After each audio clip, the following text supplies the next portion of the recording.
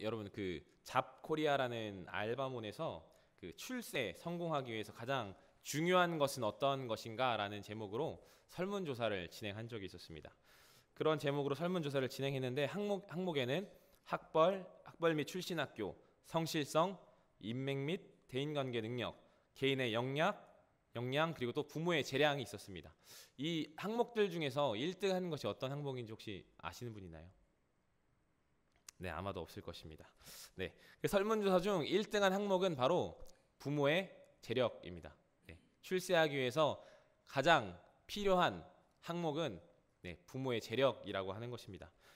그 설문조사 결과 33.8%의 자그마치 3분의 1이 넘는 사람들이 부모의 재력을 성공하는데 가장 중요한 그런 것으로 뽑았습니다.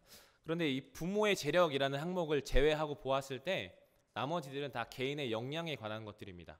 자신의 출신 학교라든지 아니면 자신의 성실성, 대인관계 이런 것들을 보았을 때 다 부모의 재력 말고는 다 개인의 역량에 관한 그런 항목들이었습니다. 그런데 이런 설문조사의 지표를 보았을 때 한 가지 떠오르는 단어가 있었습니다. 바로 금수저입니다. 한때 인터넷을 굉장히 뜨겁게 달궜던 그 단어입니다. 흑수저와 금수저.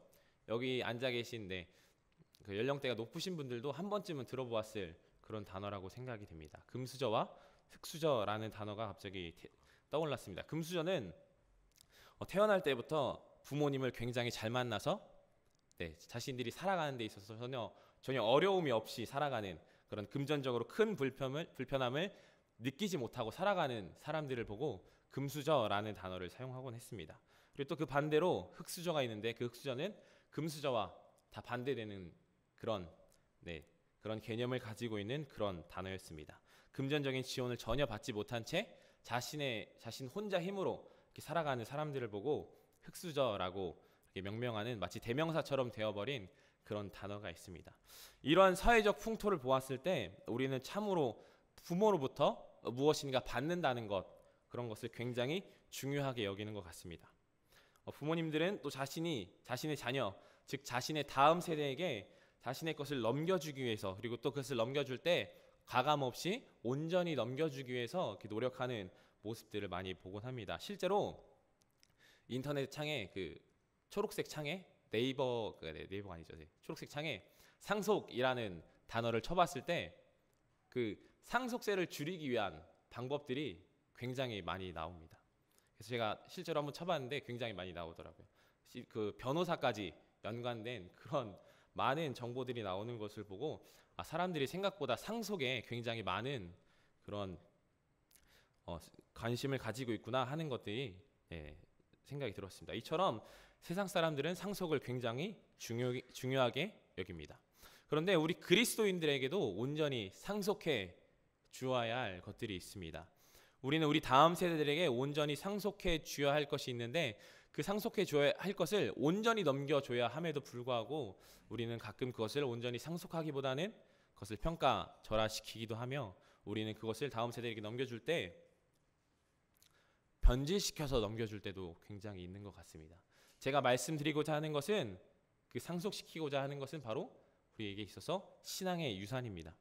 우리가 다음 세대들에게 넘겨줄 것은 절대로 평가절하시켜서는 안 되며 그것이 절대로 변질된 상태로 넘겨주어도 안 됩니다. 이것은 우리에게 있어서 정말 소중하고 또한 중요한 것입니다. 그렇기 때문에 평가절하시켜서도 안 되고 변질시켜서도 안 됩니다. 우리는 이 신앙을 우리 다음 세대들에게 온전히 넘겨줄 수 있어야 합니다. 그런데 만약 이것을 온전히 또한 변질시킨 상태로 넘겨주지 못한다면 변질된 상태로 넘겨주면 우리 다음 세대들에게 어떤 일들이 일어날까요? 오늘 우리가 읽은 본문에 보면 다음 세대들에게 주어야 할 것을 주지 못했을 때 어떤 일이 일어났는지 성경에서 기록되어지고 있습니다. 우리 함께 본문 2장 10절과 11절 함께 읽어보겠습니다.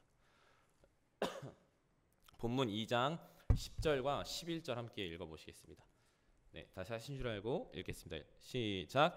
그 세대의 사람도 다 그 조상들에게로 돌아갔고 그 후에 일어난 다른 세대는 여호와를 알지 못하여 여호와께서 이스라엘 위하여 행하신 일도 알지 못하였더라. 이스라엘 자손이 여호와의 목전에 악을 행하며 바알을 섬기며. 아멘. 온전히 그 믿음을 넘겨주지 못했을 때 일어나는 일들은 여호와를 알지 못하는, 다음 세대가 세워져야 되는데 그 다음 세대가 세워지기보단 다른 세대가 세워지는 것들을 보게 됩니다. 다른 세대에게 넘겨줘야 할 그 위대한 유산이 변질되고 깎여져서 오히려 하나님을 섬기기보다는 바알을 섬기는 이런 이스라엘 자손들의 모습을 볼 수 있습니다. 오늘 우리가 읽은 본문이 나오는 다른 세대는 출애굽 3세대를 이야기하는 것입니다. 여러분들이 잘 알고 있다시피 1세대는 출애굽을 경험한 세대입니다. 그 출애굽 1세대는 애굽에서 모진 고통과 고난과 역경을 다 겪은 그런 세대였습니다. 1세대들은 그 고통 가운데서 하나님을 찾았고 하나님이 찾음 속에서 하나님이 구원해 주시는 그런 역사들을 경험할 수 있었습니다. 그리고 또 2세대들은 노예 생활을 겪어보지 못한 채 광야에서 자라난 세대들입니다.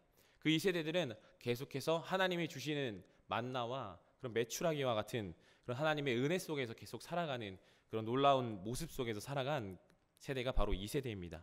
그 1세대와 2세대를 거쳐서 지금 가나안 땅에서 태어나고 가나안 땅에서 자란 사람들, 그 사람들이 바로 3세대인데 성경에서는 그 3세대를 다른 세대라고 표현하고 있습니다. 그런데 이 3세대 오자마자 갑자기 여호와를 알지 못하는 다른 세대가 나왔고, 그 세대들은 하나님을 알지 못하는 것에서 멈추는 것이 아니라 오히려 바알을 섬기는 그런 모습들을 보여주고 있습니다.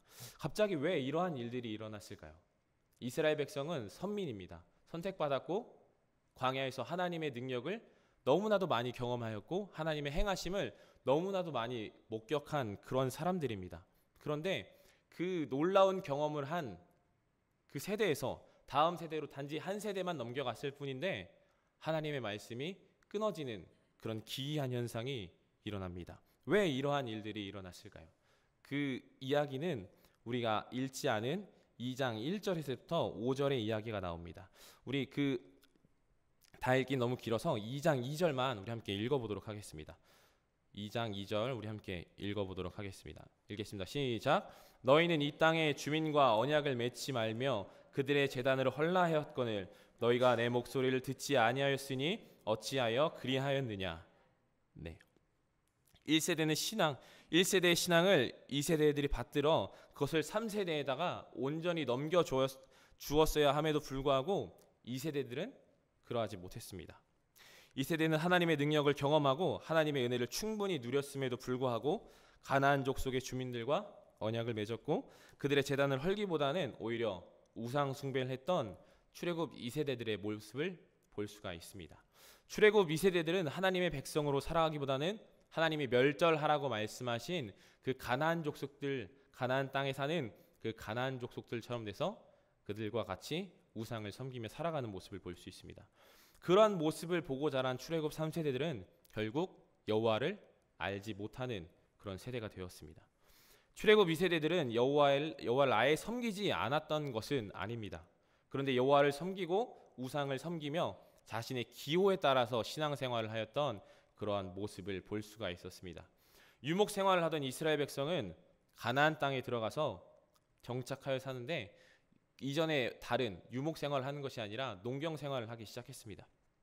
그런데 농경 생활 가운데 가나안 족속들이 섬기는 이방신들이 너무 매력적으로 보이기 시작했습니다.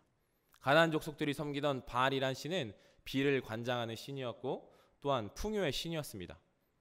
그러다 보니 좀 더 풍족하게 원했고 좀 더 많은 것을 가지기 원했던 출애굽 2세대들은 하나님을 섬기면서 바올이라는 신을 함께 섬기기 시작했습니다.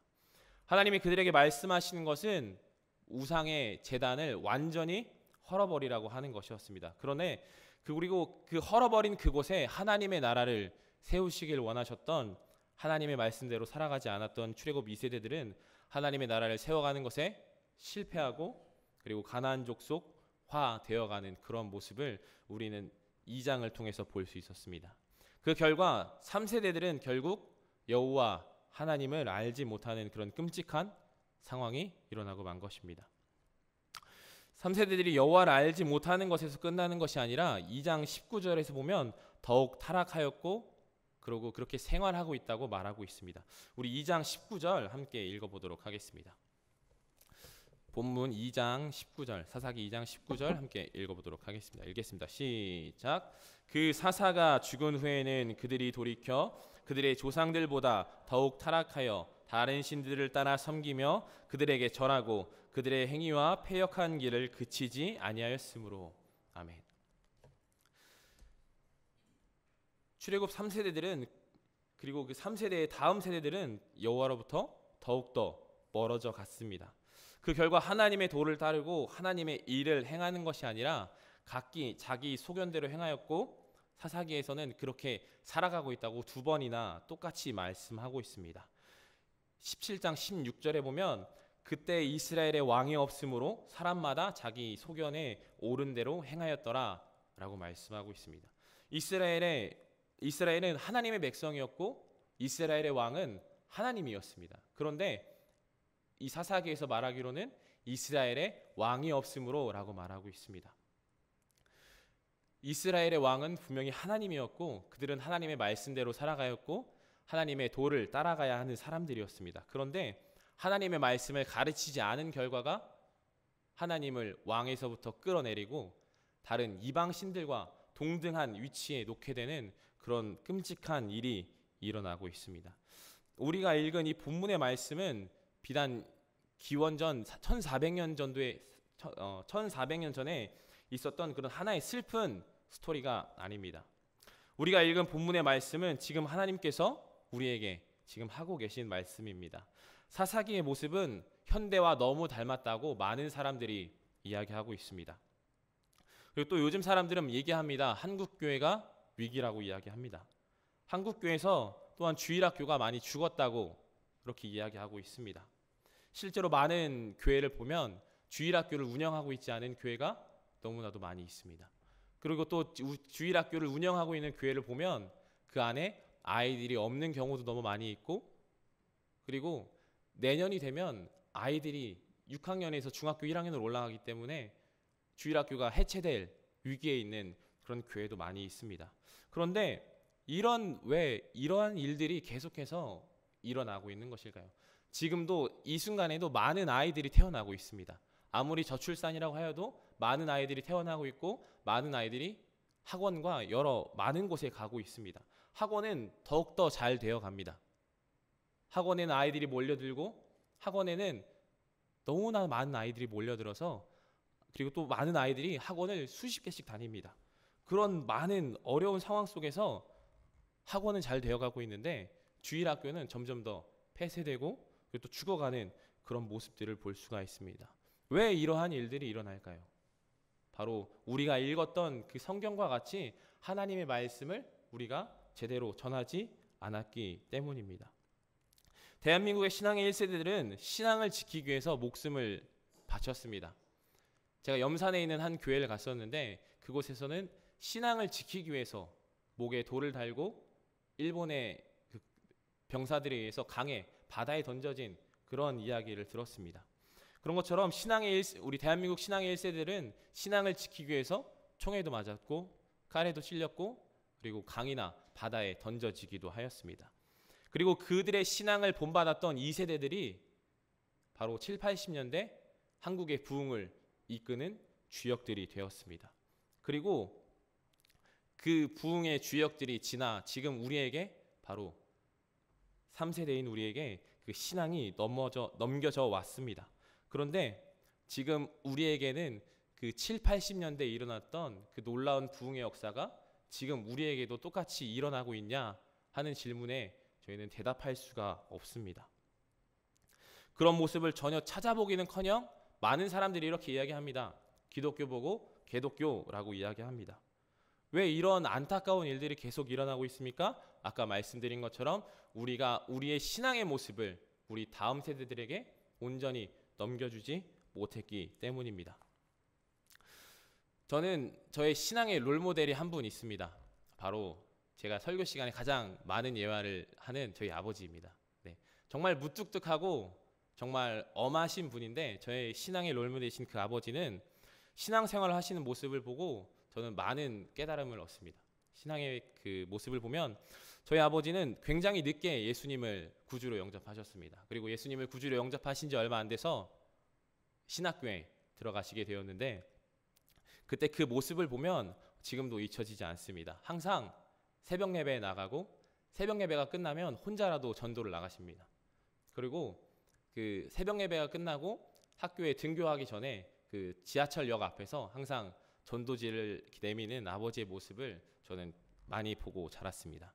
그리고 아버지가 기도하실 때 한 번도 이렇게 얌전히 기도하시는 모습을 본 적이 없습니다. 저희 아버지는 기도하실 때 항상 이게 굉장히 치열하게 기도하시면서 그리고 기도하시고 돌아오면 항상 목이 쉬어 있던 그런 아버지의 모습을 보고 자랐기 때문에 저는 크게 기도하고 이렇게 전도지를 나눠주고 하는 것들이 너무나도 당연한 거였고 너무나도 그 모습을 보면서 아 저게 예수님을 믿는 사람의 모습이구나 하는 것을 보고 자라는 그런 시간이었습니다. 그런데 아버지가 어느 날은 저희를 이제 앉혀놓고 이렇게 말씀하셨습니다. 아버지는 돈이 없어. 아버지는 줄 수 있는 게 없는데 너희들에게 줄 수 있는 건 딱 한 가지가 있어 라고 말씀하시면서 하신 말씀이 어떤 것을 줄 수 있냐고 말씀하셨냐 하면 바로 믿음의 유산을 너희들에게 넘겨줄 수 있어 라고 말씀하셨습니다. 저는 그 이야기를 들으면서 어떻게 저 말을 저렇게 쉽게 할 수 있을까 하는 생각이 떠올랐습니다.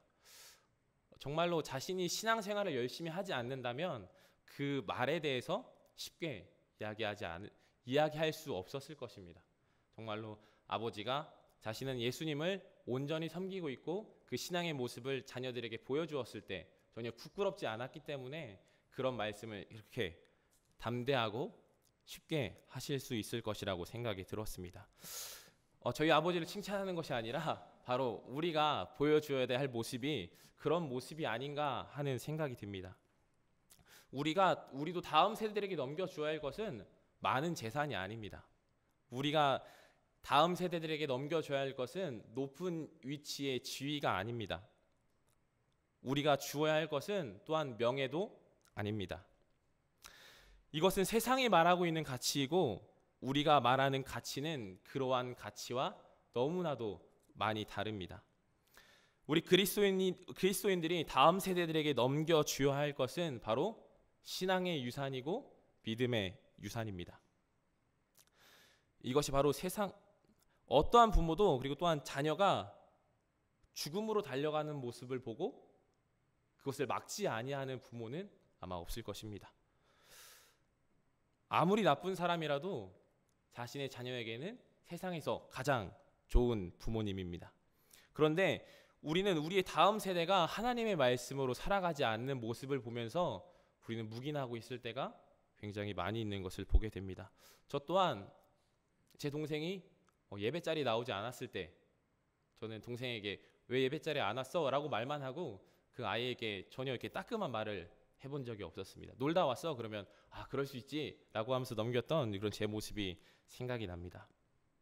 그런데 그렇게 하나님의 말씀을 지키지 않는다는 건 무엇입니까? 바로 죽음으로 달려가는 것과 굉장히 똑같다고 말씀드릴 수 있습니다. 그런데 그 죽음으로 달려가는 그 아이들의 모습을 보고 우리들은 아무 말도 하지 않습니다. 하나님의 말씀으로 이야기해야 함에도 불구하고 아이들에게 어떠한 말도 해주지 않는 모습을 볼 수 있습니다.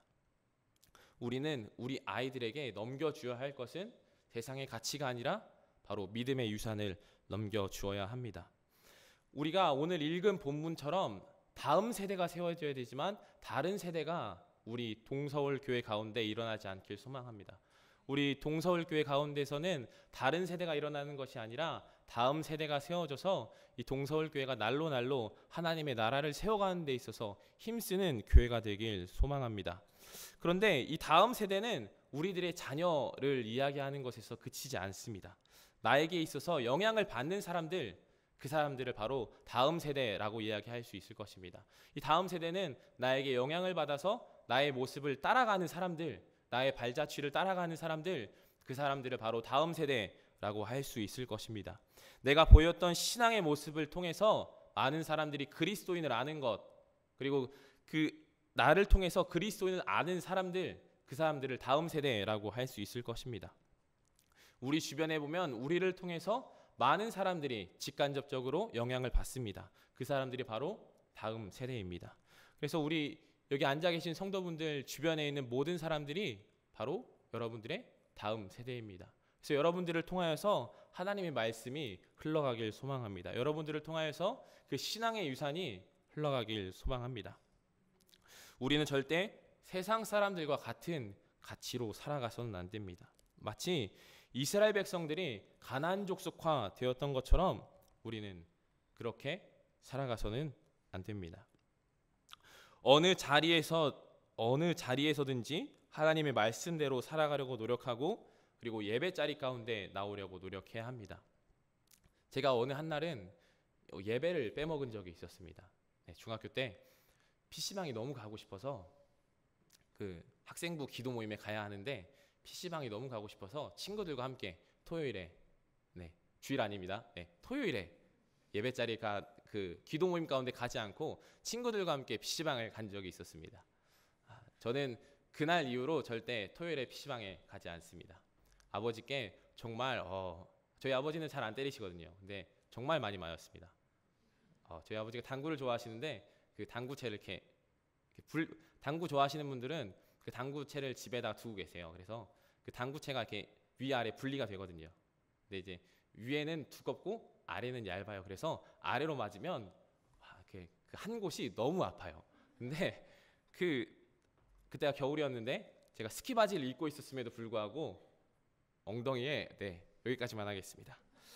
그렇게 많은 아픔을 겪으면서 제가 다른 것도 아니고 주일 성소를 하지 않은 것도 아니고 단지 토요일에 기도 모임 한번 빠졌을 뿐인데 아버지가 왜 이렇게 화내셨을까? 그때는 정말 이해가 안 됐었습니다. 근데 지금 와서 아버지의 하는 행동들과 아버지의 모습들을 보았을 때 이것이 정말로 신앙의 유산을 지켜주기 위해서 이렇게 하지 않으면 안 되겠구나 하는 그런 생각이 들곤 합니다. 요즘 아이들이나 아니면 이렇게 주일학교 나오는 아이들을 보면 어떤 말씀에 집중하기보다는 재미와 그리고 어떻게 놀 수 있을까를 고민하는 아이들이 더 많습니다. 지금 실제로 티볼 아이들이 많이 지금 예배자리 가운데 나오고 있는데 그 아이들은 이 점심 먹고 저 한올초등학교 가서 감독님과 코치님과 공 한번 던져보려고 이렇게 나오는 아이들입니다. 예수님이 좋아서 나오는 아이들이 아니라 그냥 공 한 번 더 던져보기 위해서 나오는 아이들입니다. 그럼 우리는 그 아이들에게 어떻게 예수님을 심겨줄 것인지, 그럼 그 아이들에게 어떻게 우리가 가지고 있는 신앙의 유산을 넘겨줄 수 있는지 우리는 고민해 볼 필요가 있고 그런 시간이 지금 이 시간이 되었으면 좋겠습니다. 그리고 또 자녀에게 공부하라고 하면서 거실에서 TV를 보시는 그런 부모님들이 있습니다. 저희 어머니가 그랬는데요. 그 모습은 정말로 좋지 않은 모습입니다. 그렇죠? 그 부모에게는 자녀에게는 공부하라고 해놓고 밖에선 그 웃음소리와 재미난 드라마의 그 대사 소리, 막 뺨 때리는 소리도 가끔 나고, 그러면 그 밖이 너무 궁금합니다. 그런데 그런 모습은 너무나도 교육학적으로 좋지 않은 모습임을 많은 분들이 알고 계실 것입니다. 그런데 자녀에게 공부하라고 해놓고 그 TV를 보는 부모의 모습과 우리는 하나님의 말씀대로 살아가라고 하는 모습, 살아가라고 말하면서 우리는 그 모습대로 살아가지 않는 모습이 굉장히 오버랩되는 모습인 것 같습니다. 우리는 예배자리 가운데 나와야 돼라고 말해놓고 우리의 어떠한 환경과 처지가 되지 않으면 예배자리 가운데 나오지 않는 모습들을 가끔 볼 수 있습니다. 그리고 하나님 말씀대로 살아가야 돼라고 말해놓고 내 상황과 처지가 안 되면 하나님 말씀은 가끔 뒤로 제껴놓고 그 다음에 하나님 잠시 제 주머니에 계세요라고 말해놓고 자신 뜻대로 살아가는 모습들을 우리는 가끔 보게 됩니다. 그것이 마치 이스라엘 출애굽 2세대들이 하나님과 그 바알이라는 신을 겸하여 섬겼던 모습과 굉장히 유사합니다. 우리는 그러한 모습대로 살아가는 것이 아니라 우리가 정말로 하나님의 모습, 하나님이 우리에게 주신 그 하나님의 형상을 회복되어진 모습으로 살아가면서 그 모습 가운데서 아이들에게 이게 하나님의 말씀이야. 하나님이 이렇게 말씀하셨으니까 너희도 이렇게 살아가야 돼 라고 말하는 것, 그것이 바로 신앙의 유산을 넘겨주는 것이고 그 신앙의 유산을 넘겨주는 것, 그것이 바로 이 세상에서 가장 위대한 유산입니다. 또 이번 여름에 많은 사역들이 계획되어져 있습니다. 많은 사역들이 계획되어져 있는데 그 중에 많은 사역들이 교육부서 사역입니다. 그 사역 가운데 여러분들은 아이들에게 어떠한 모습을 보여주시겠습니까? 아이들에게 어떠한 모습, 금요 철학 가운데 나와서 그 아이들을 위해서 기도하는 모습, 그리고 또 아이들에게 와서 저희가 금요일마다 전도하는데 그 금요일에 아이스크림 하나 주면서 예수님 믿어라고 말하는 그 모습, 그런 모습들 하나하나가 바로 신앙의 유산을 넘겨주는 그러한 모습일 것입니다. 여러분들의 삶 가운데서 그런 신앙의 유산을 넘겨주고 여러분 다음 세대가 다른 세대가 되지 않는 그런 놀라운 축복이 여러분들 가운데 있길 소망합니다. 우리 이 시간 함께 찬양하며 기도할 텐데요. 우리 나는 예배자입니다. 우리 함께 찬양하겠습니다.